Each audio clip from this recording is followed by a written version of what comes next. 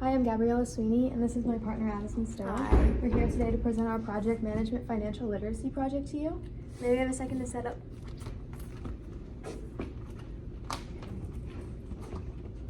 Once upon a time, there were two DECA princesses. They competed in Principles of Finance teams together, and they made it their mission to teach financial literacy to everyone in the land. Think back to your childhood. Do you remember the first fairy tales you were taught to as a kid?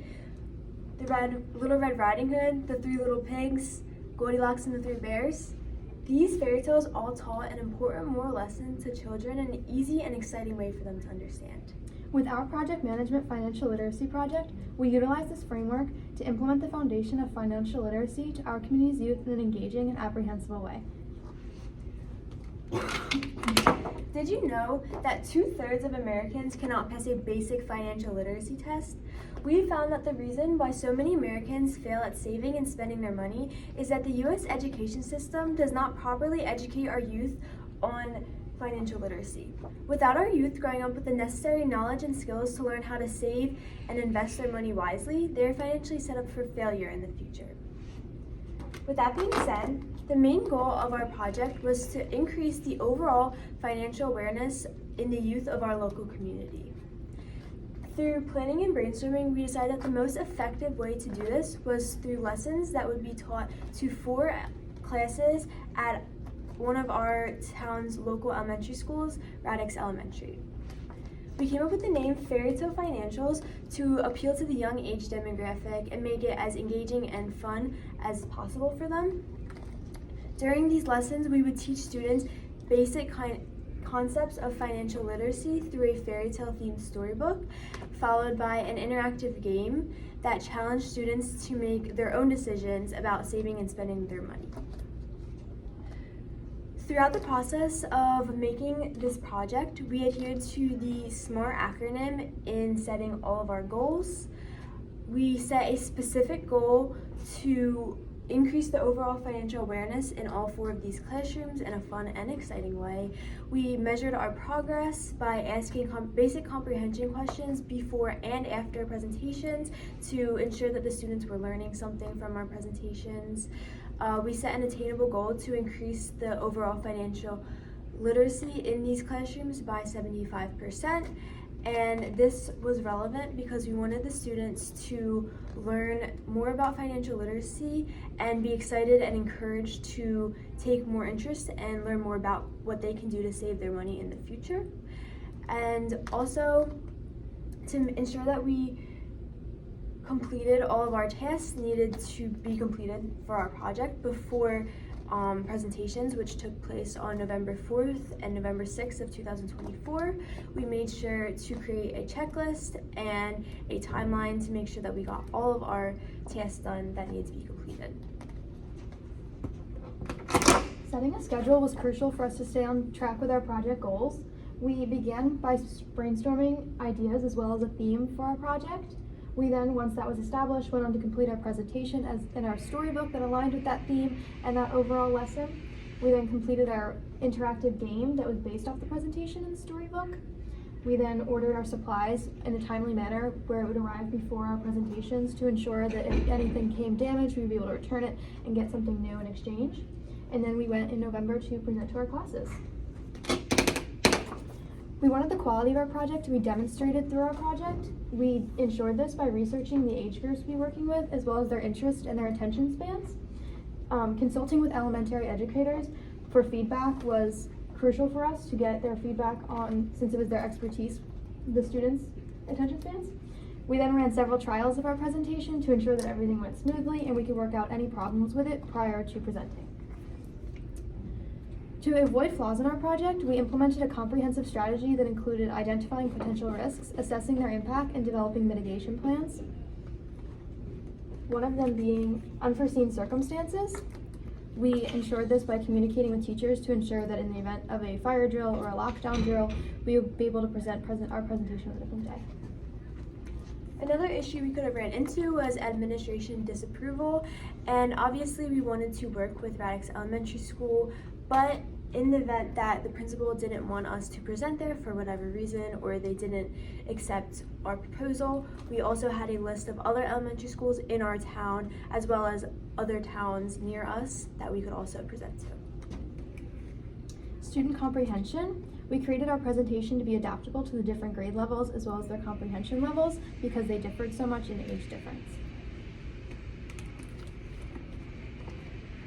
In case of having shortage of materials, this was obviously a huge problem that could have happened because of our interactive game. We had a lot of supplies for the students, so we made sure to order everything on Amazon a month prior to the presentations to make sure everything came on time, and we also bought things in bulk to make sure that we always had extras and that no student would be left without any materials.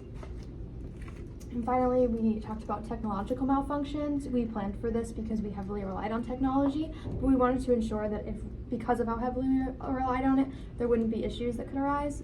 So we ensured this by bringing backup devices and securing a Wi-Fi connection prior to arriving.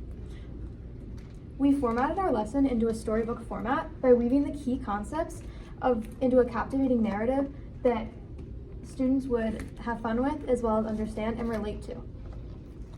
Following the storybook, we created an interactive game presented to the students, and which gave the students an opportunity to make their own financial decisions through a simulation, and they could choose how to save and spend their own money. To make this game come to life, we followed the Fairytale theme, and we gave the students magic jelly beans in place of money, and they were able to spend these magic jelly beans on different things throughout the games.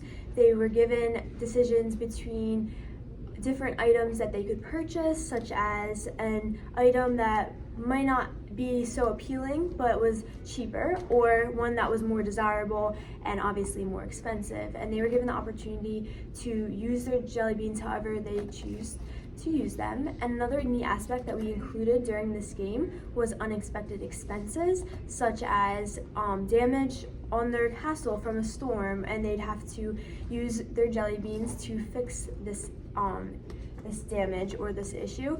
And what this did was show students that in life sometimes there are unexpected expenses, and you should always have you should always have money saved up in the event of these cases. And the goal was to get to the end of the game without running out of any jelly beans or running into debt.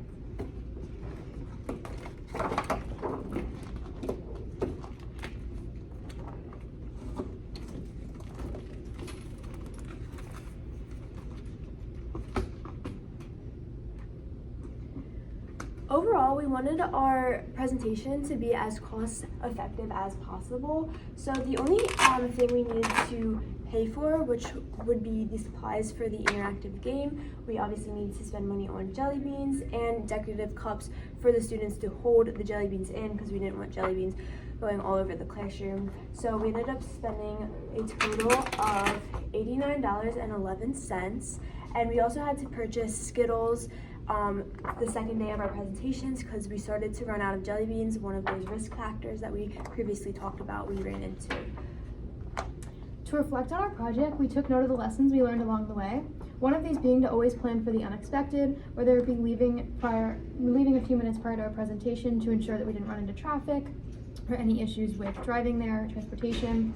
We also learned to order a surplus of supplies because you never know what could be damaged while working with young children, or what could be spilled, like I said before, working with younger kids, as well as making our presentation as versatile as possible since we're working with such different comprehension levels throughout the 2 days of presentations. After completing the project, we were able to evaluate that we had 100% participation in all 4 of our elementary school classrooms, and we had a really great turnout. The students really enjoyed the storybook as well as the game, and we had a lot of positive feedback from not only students, teachers, but also parents. We would recommend that a project of this nature be created with adaptable content, like I mentioned before, something that could be changed overnight, whether it be the challenging aspects of the interactive game or the storybook being a little more interesting for older age demographics. We also recommend taking into account the environment of the presentations. We are in an elementary school and we have classrooms going on either side of us. We wanted to ensure that the noise level stayed down and we wouldn't be disturbing anyone else's lesson. We also wanted to recommend that you prepare for the unexpected, like I mentioned before, securing a Wi-Fi connection, backup devices, as well as leaving sooner, having the surplus of supplies. They're all important aspects of this project to ensure that everything ran smoothly. So that's all we have for you today. Do you have any questions for us?